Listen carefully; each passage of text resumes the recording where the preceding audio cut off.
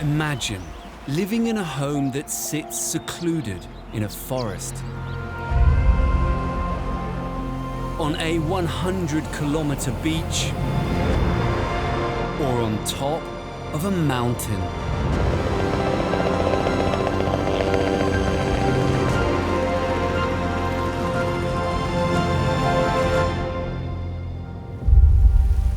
In this series, we travel the globe to explore some of the world's most secret homes, hidden away in truly inspiring locations. From stunning lakeside escapes and secluded mountain cabins, our favorite activity is sitting here and looking at the view, to coastal sanctuaries and city treasures. Spaces like this can cause the spirit to soar. We explore how these spectacular homes were built. The whole thing is on the move, all the way along this coastline. And meet the people who live in them. We fell in love with the nature, the sea. It was a love at first sight. As we discover the world's most secret homes.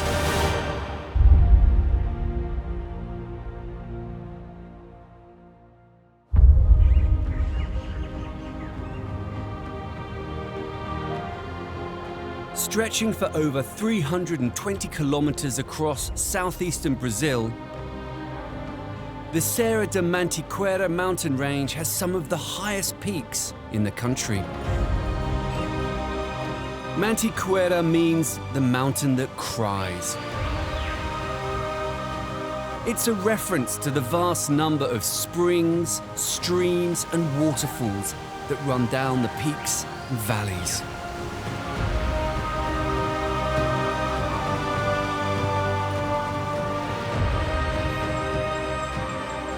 These mountains have always been important to Brazil. From the gold rush of the 17th and 18th centuries to the coffee boom a century later. Today, this remote area, famed for its wildlife and spectacular scenery, is also the site of a secret home.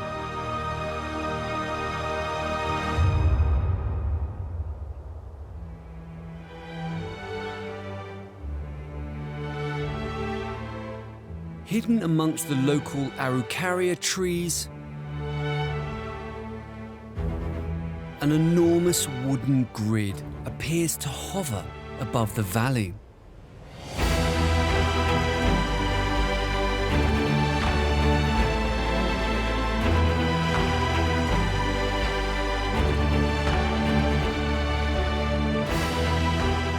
The straight lines and right angles contrast sharply with the undulating terrain. Yet, the house still seems to perfectly fit in its setting.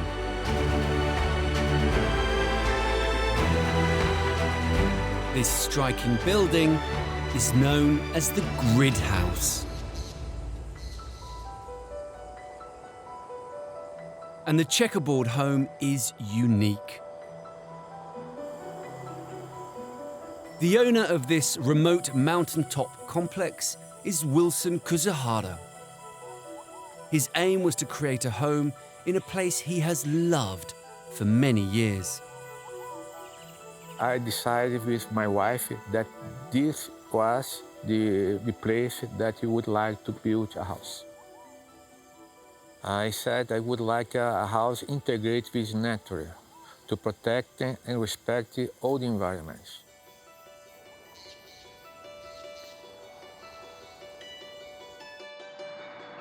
The design of this sprawling house is inspired by the sliding doors and wide verandas of traditional Japanese homes. From above, it resembles a giant crossword puzzle. The whole area covers 2,000 square meters and is constructed in modules over one main floor. There's a living room, kitchen, dining room, TV room, and 4 self-contained family pods, each with a bed and living area.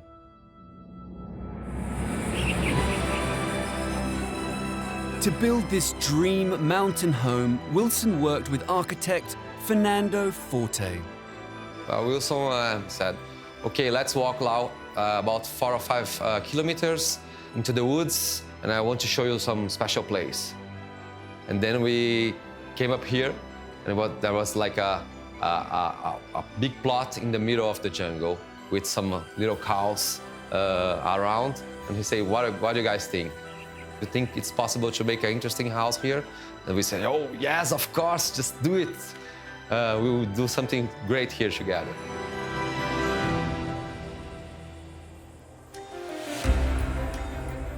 The terrain here is uneven. So to respect the contours of the land, Fernando came up with an unusual design for this isolated house. We did not want to put a house that came from like a flying saucer that was landed here. So we decided to make it like a grid. So nature, after maybe 10, 15 years, will go across it, and we have like a new harmony between architecture and nature.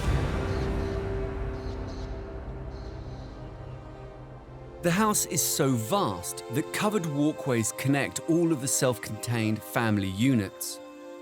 Japanese-style benches on the verandas allow visitors to rest and take in the views.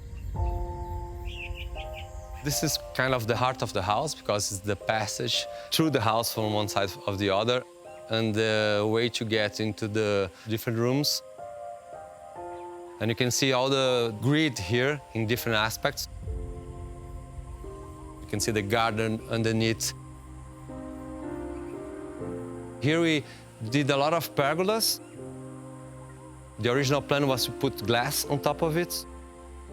Before putting the glass, Wilson told us, oh, we love it like this. We'll just leave a couple of umbrellas over there. If you want to go to your room and by any chance it's rainy, you just use an umbrella.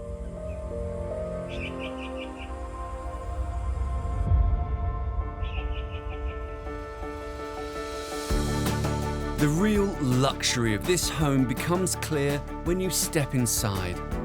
The largest part of the grid is taken up by the main living space. There's a large area for relaxing, a kitchen, and dining space. The roof comes with a surprise. Its own stream.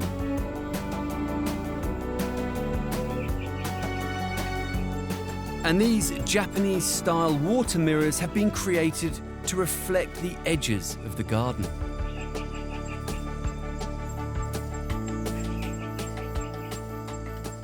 You can see here how symmetrical landscape is on top of the house, so it's not like trying to imitate nature. We didn't want rails all over the place.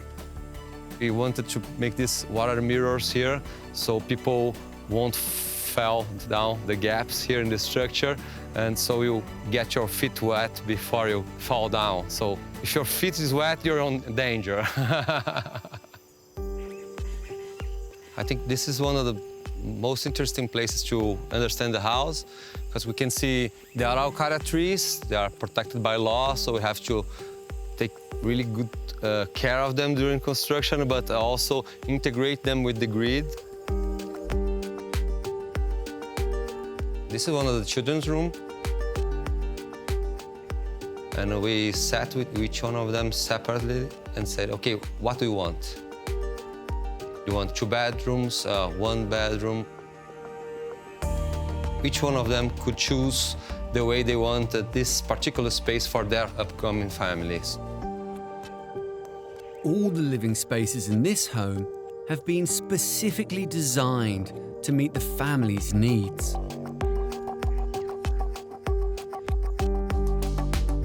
A set of concrete pillars supports the grid house. The home is embedded into the landscape on 2 sides to form a bridge-like structure.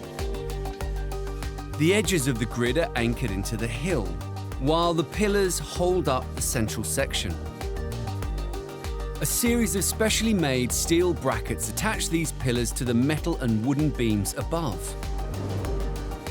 Two 11-metre-long steel beams reinforce the structure to avoid an excessive number of pillars. The grid house is full of surprises. It's an unconventional concept that has been brilliantly executed, and its epic design conceals yet more secrets. Two leisure pavilions jut out from the mountain.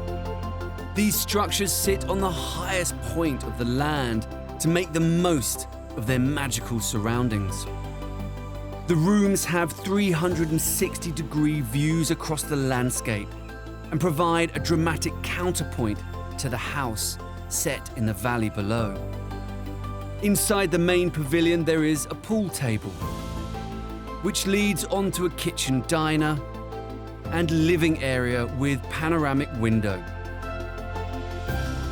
The second pavilion houses a spa with wet and dry sauna and a jacuzzi.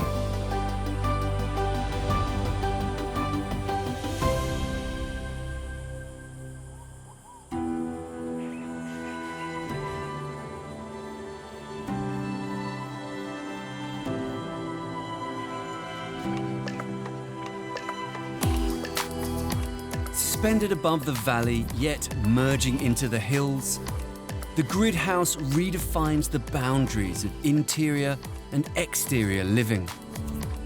The 70,000 local species of trees planted around the site will help it merge even more into the landscape as time passes. It's a very special place to stay. It's a secret house, but it's a masterpiece. Wilson has achieved his ambition of building an extraordinary house in one of his favourite places in the world. His dream really has come true.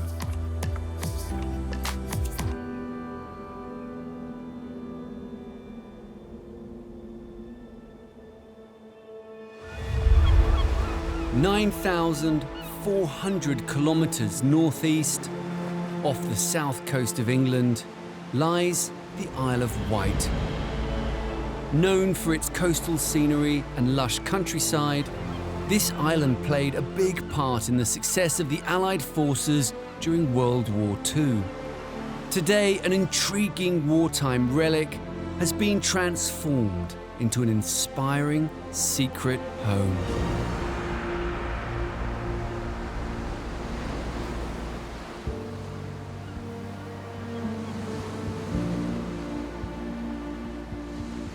Hidden under the landscape, on the edge of the island's south coast, is an historic structure that's been reinvented for 21st century living. This building was originally constructed as a radar station during the war.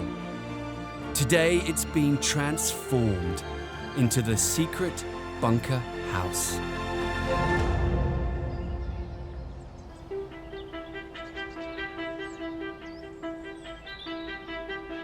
The owners of this historic home are architect Lincoln Miles and his wife, artist Lisa Traxler.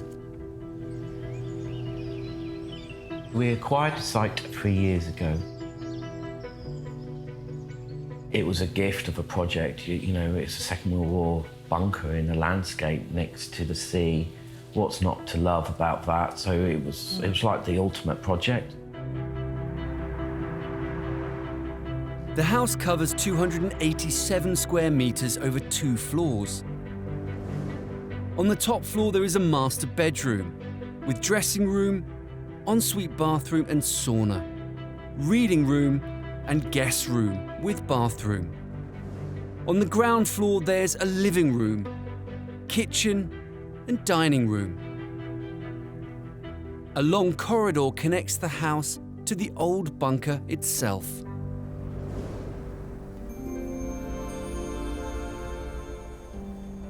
It was a no-brainer in one way because it's so beautiful here, and I think the history of the place, for me, was just amazing. Once they'd bought the site and decided to incorporate the old bunker into the build of their new home, Lisa undertook extensive research on the abandoned building that had been built in 1942. It was really on the front line during the Second World War. So it was very, very important for the UK.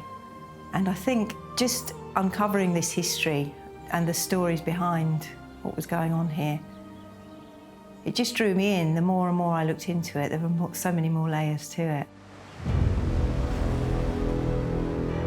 The bunker had been built as an early warning radar station by the Royal Air Force to detect and track enemy aircraft and warn the nation of their approach. It was the most southerly radar station in Britain.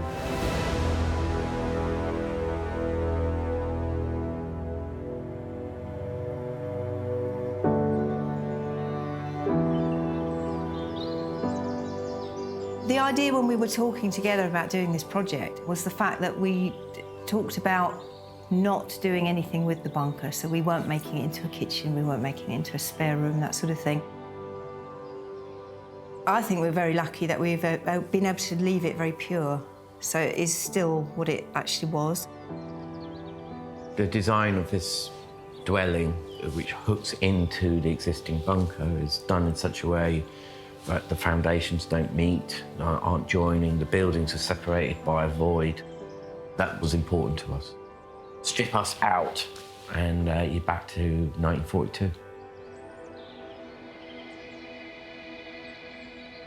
Effectively, I describe the house as hidden in plain sight.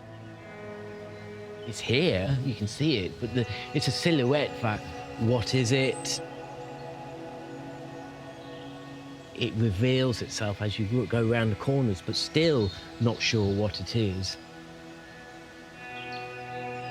Lincoln and Lisa designed the facade of the house to resemble the military camouflage system called dazzle camouflage.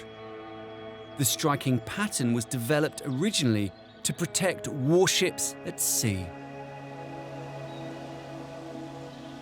Its idea was it was painted onto vessels out at sea. Huge geometric patterning all over the side of the vessels. And what this did was it confused the eye. I just thought how fascinating this would be on our building. So how could we wrap our building in a dazzle camouflage? The result is a steel system that enhances the modern feel of the house, but at the same time looks to its past.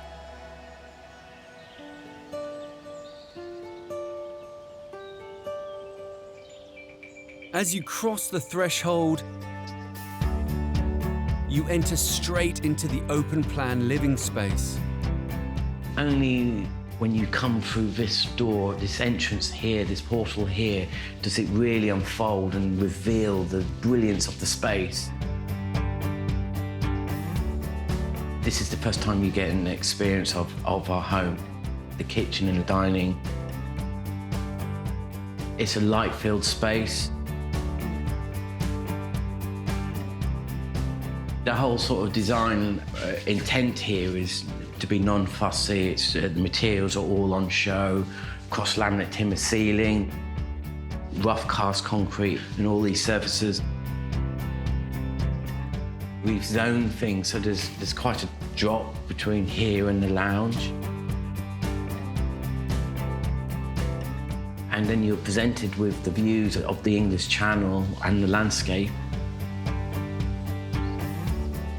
This little sculpture park we have here. It's an amazing space.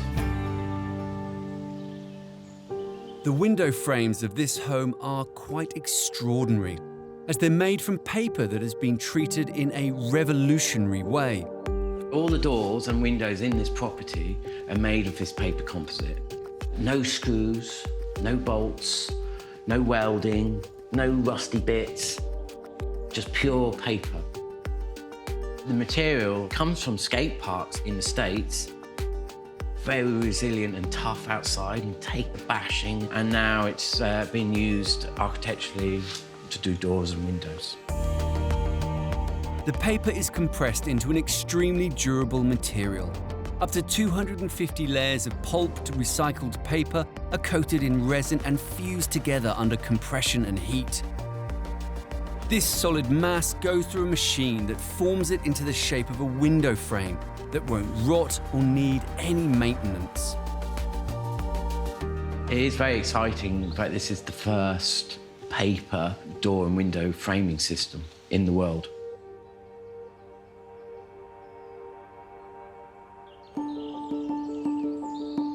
Upstairs is the master bedroom.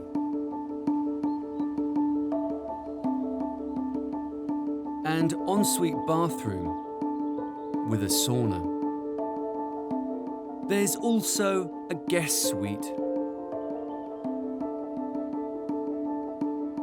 and a reading room.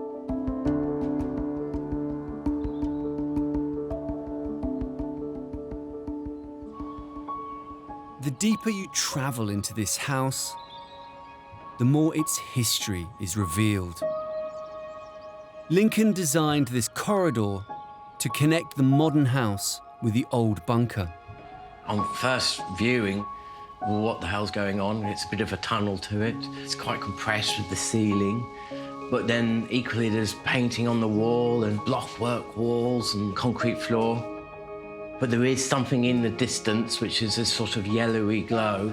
So that's all presenting the idea of the bunker somewhere in the distance. The bunker space is now where artist Lisa exhibits her work. Here we are in the bunker itself, so in this little time chamber. And it's got the really brutalist walls. You can see all the marks of time. And it's a really still space as well. I like to think of it as the room of requirement, so it can be what we need it to be. At the moment, I've got an exhibition in here.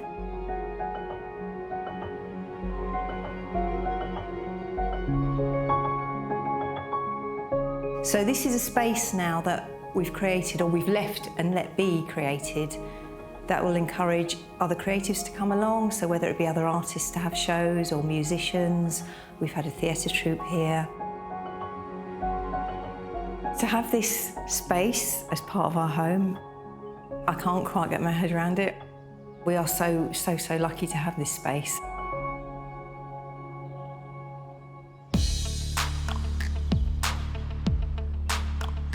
Lisa and Lincoln have successfully merged the old with the new in their efforts to forge a modern home around the old bunker. And this historic site conceals one more surprise. We found when we acquired the site that we had some quite beautiful but very derelict huts, almost like a glorified garden shed. These army huts were built at the same time as the bunker. They were used as a living space for the soldiers who operated and guarded the early warning radar system. Now fully restored, Lisa and Lincoln used them as their studios. I think you get a feeling that you could still be steeped in history here and you could time travel a little bit. And when I think back to what these little huts were like originally, they were very, very derelict. I have a beautiful view out the window, I have lovely light, I can watch the storms rolling in across the sea, and this is my thinking space as well. I'm so lucky to be able to work from here.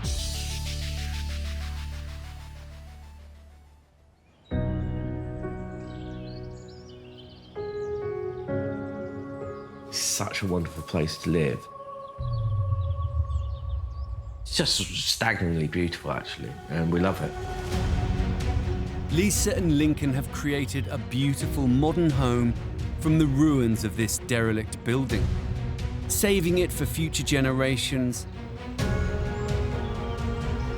and retaining a small piece of this island's legacy.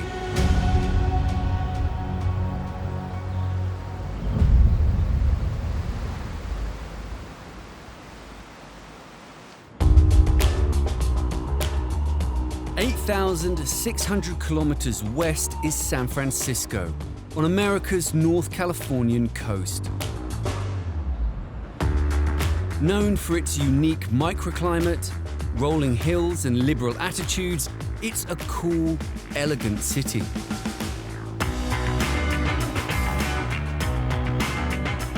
It is the cultural and financial center of the Western United States.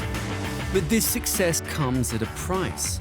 San Francisco is the second most densely populated city in the US, which makes living space here very, very precious.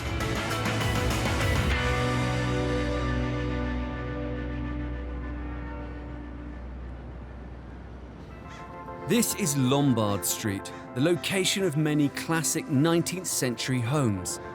Its unusual zigzag shape has earned it the title of being the crookedest street in the world. And on this most famous of streets nestles something very different from its historic neighbors. These shadowy cedar boards mask an astonishing piece of interior design. This building is called the Hidden House. It is a home with a split personality.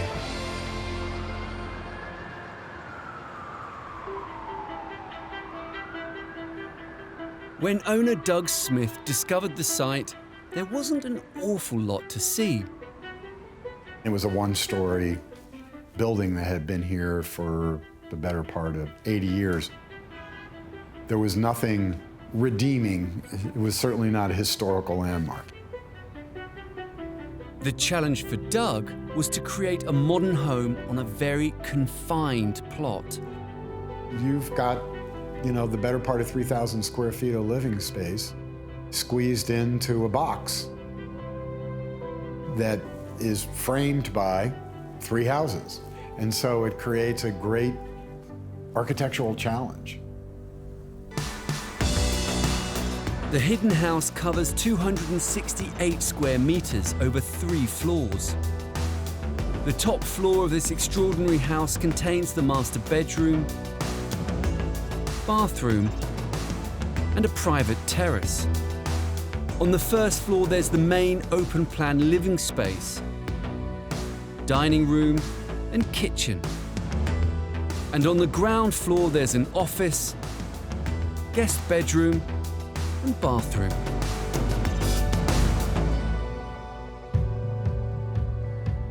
Doug also needed to make the house blend into an area of much-loved traditional houses without upsetting the very close neighbors. Not easy. I think that the architects knew that if we were going to get the affection of the city in terms of their willingness to accept us to build this, we had to acknowledge that it was being built in San Francisco, so that means bay windows. If you look around, there's bay windows everywhere. The pared-back timber facade of this house conceals a bright, innovative, and edgy design inside. The first thing you see when you come in is all the angles. There's a sharp, angular set of stairs, and the stairs themselves are their own geometry. And then as you look up, you see the angles coming from each floor. And it really brings the eye straight up to the skylight. And that brings all the light into the house. The house has 2 very clearly defined areas. One side contains the staircases, and the other all the rooms for living in. Color has been used very cleverly to separate these 2 zones. The side of the house that you transport yourself in is the color side of the house. So it's where color lives. And that's its purpose.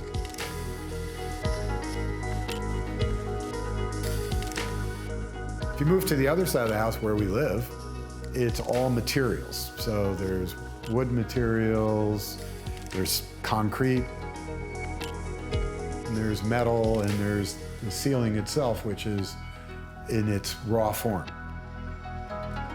This house transforms those raw materials to create a bright and modern 21st century home in this 19th century neighborhood. On the ground floor is a guest bedroom and a bathroom. Doug's office is also on this level. It's ingeniously designed to open out onto a hidden space. There may be many rooms crammed onto this small plot, but the home's clever layout still leaves space for a surprising garden. It's best in the fall. When the weather comes and turns nice, you know, my office literally becomes an outdoor living space. It's great just to be able to have this incredibly private space that's, you know, it's very zen in its feeling.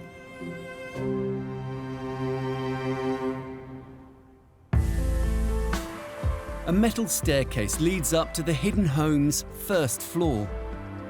This is the main floor, which is where we live. You've got a kitchen area, a dining area, and a living area in traditional sense, but it's all just one big open space. Doug worked with local architect Zoe Prillinger to design this bijou yet spacious family house on this challenging plot. The location is special.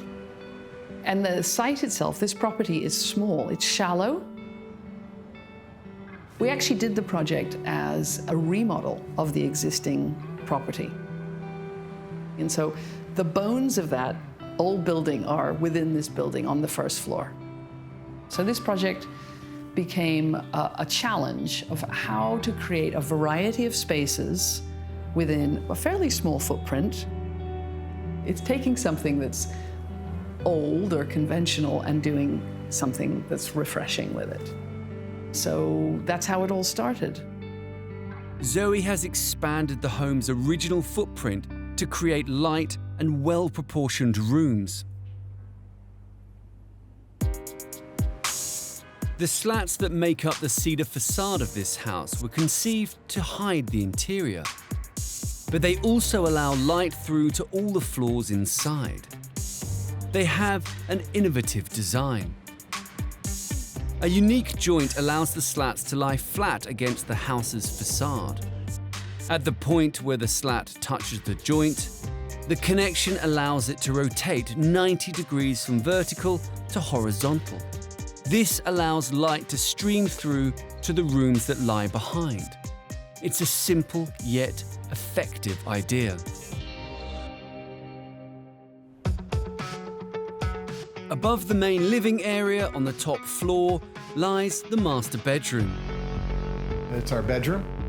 It also opens you up to the outdoors.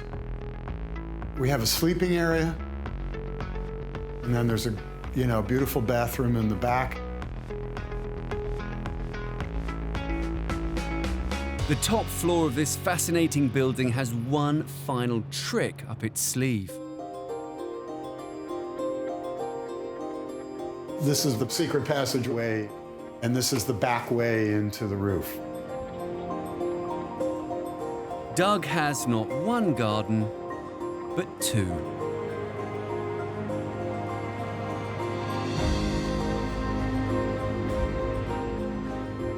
This is one of our favorite places to be.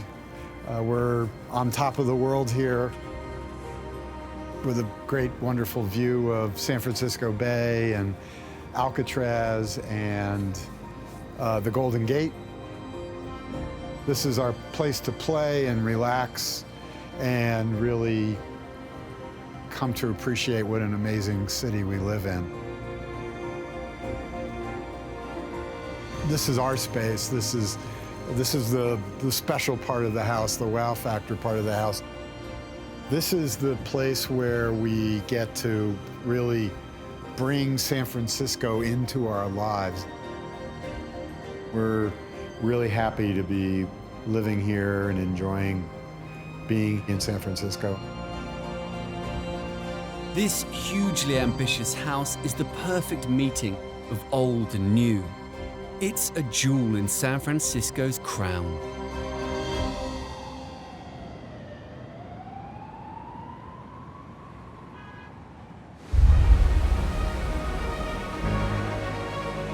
"5,000 kilometers east, the province of Nova Scotia sits on the easterly tip of Canada. This remote location, famous for its rugged landscape and high tides, is not for the faint-hearted. It's a tough place to live. So building a house here comes with many challenges.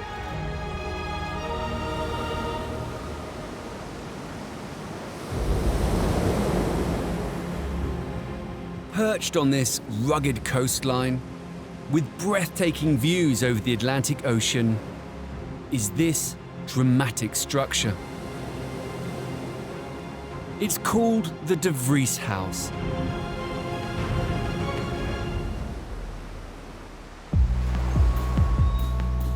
The owner of this unusual home is writer Peter De Vries, and it's a house he has waited for a very long time. I bought the land about 18, 19 years ago.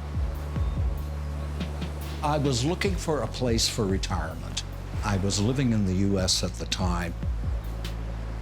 I kept in touch with the land for years and years, and finally, when I retired, I finally decided, yes, it's time to do it.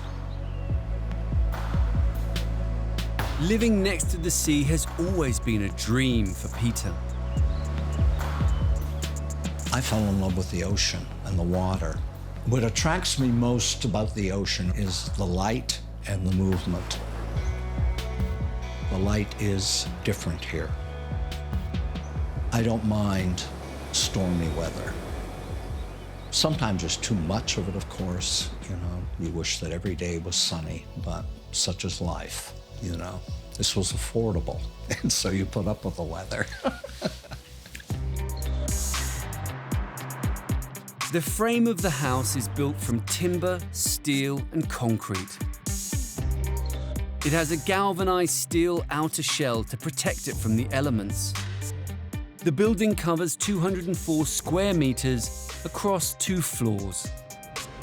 On the top floor, there's a library and office, spare room, and bathroom. And on the ground floor, there's a living space, kitchen, dining area, and master bedroom with ensuite.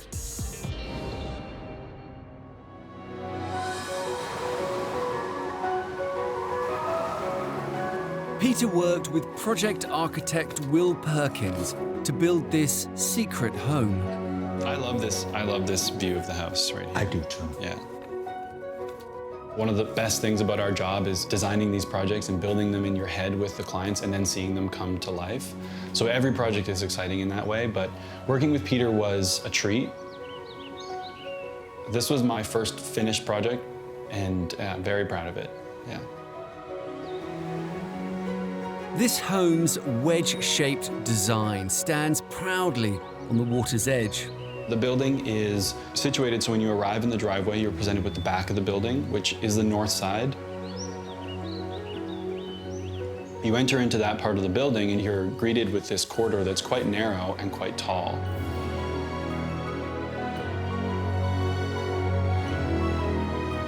And as you move through, that's where you're presented with this view of the Atlantic Ocean. A kind of secret aspect of the building that is not maybe obvious at first, but has a real impact.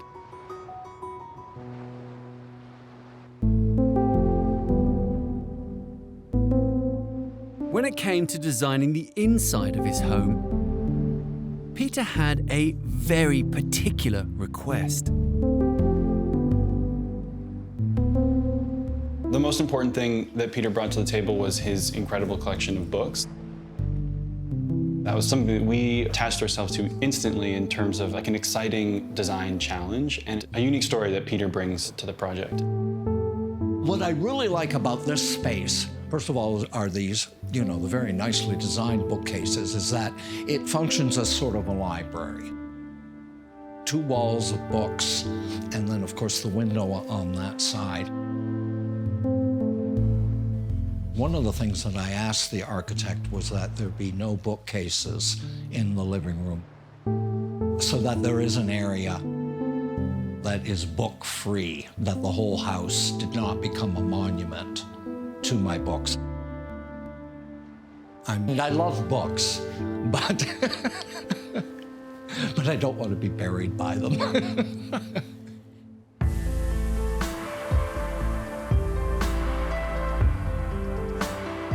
Getting the room sizes right was another challenge. Peter wanted his upstairs library to be tall and imposing, but the rest of the living spaces to be cozy with low ceilings. The design of each room also had to maximize the views.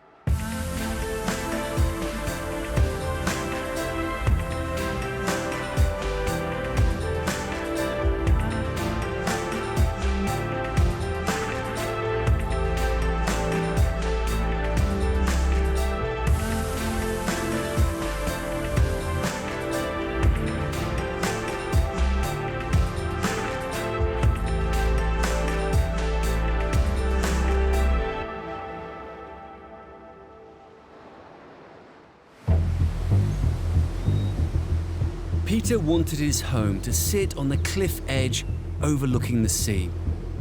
Making it sturdy enough to stand up to the strong winds and rain here was a formidable engineering challenge. The vertical face of the house takes the full force of the North Atlantic winds. Strong gusts could easily lift the home off its foundations. To guard against this, a large timber frame runs right through the house. This frame connects to steelwork, which in turn transfers the force of the wind into concrete buttresses hidden in the internal walls that go deep underground. This house full of books has a small secret upstairs in the library, hidden away like something from Alice in Wonderland. So on the north side of the house, in the floor-to-ceiling bookshelves, we incorporated this door. It almost feels like it's part of the shelving unit. And then you get this sort of interesting experience of being able to move through this wall of books into the second room here, where you get a view of the forest. There's almost a secret kind of hidden quality to this room from the rest of the house.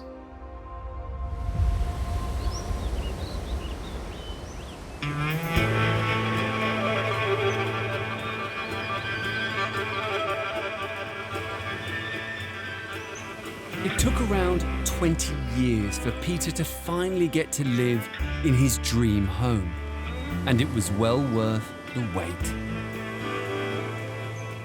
I'm very proud of this house, very proud of it, and I love to show it. There are 2 things that made it a dream come true.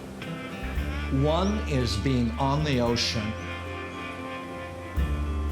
and 2 is to have an architect actually build something that was built or designed with me in mind.